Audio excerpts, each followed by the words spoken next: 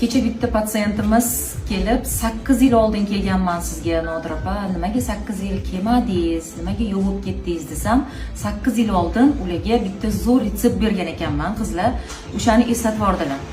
Va как раз menga bugun mana shu сообщение keldi. Mana qoldiribman sizlarga, muammolarimni ko'ryapsizlar, o'qib chiqinglar. Butun muammolarni hal qiladigan narsa o'rgating deganlar. Kechagi patsientimni o'sha menga eslatgan maskasi esimga tushib ketdi. Demak, sizlar ham bu maskani qilsanglar, 8 yilda bir kelar ekansizlar kosmetologga yoki umuman kelmaysizlar. Значит, sizlarga nima kerak bo'ladi buning uchun? Yantarная kislota. Mana rasmini qoldiribman. Oddiy tabletka aptekada bor. Yantarная kislota bu eng zo'r narsa.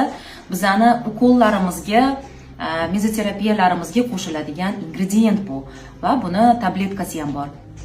Demak, bitta tabletkani ochib, bitta idishda ustiga jajaba yog'i yoki vitamin yog'idan solib, oldin maydalab olasizlar tabletkani, uni ustiga yog', vitamin E, jajaba yog'ini solib, ozgina bir 5 daqiqa qo'yasizlar. U erib birikishi kerak. Aralashtirib olasizlar-da, keyin bu yoqda glina, belaya glina, голубая glina farqi yo'q.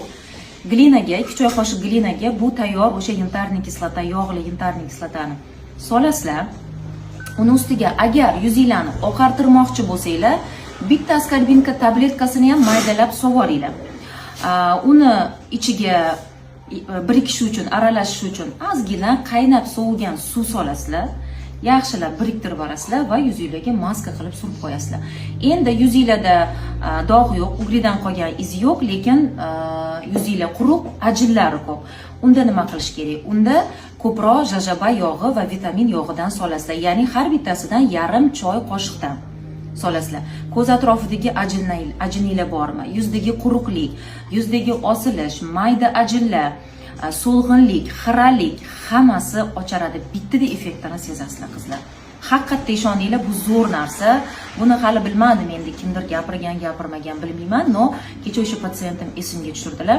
8 yildan beri mana shu maskani ishlatar ekanlar shu patsientim. Tasavvur qilinglar, yoshlari 48 yoshda, demak 40 yoshda kelgan ekanlar. 48 yoshda yuzlarida unaqa katta muammo yo'q. Bitta chiska qildirishga kelibdilar. Yuzlari oppoq, silliq, namlangan, ajinlari yo'q. Hattoki men ularga hech qanaqa vitamin ukol tavsiya qilmadim. Bitta chiska qildirib ketdilar. Demak, sizlarda ham bor imkoniyat, o'rtoqlar, arzon, qimmatmas, aptechniy mahsulotlardan yosharib o'zingizga uhud qilib yursanglar bo'ladi. Haftada 2 yoki 3 marta qilsa bo'ladi buni.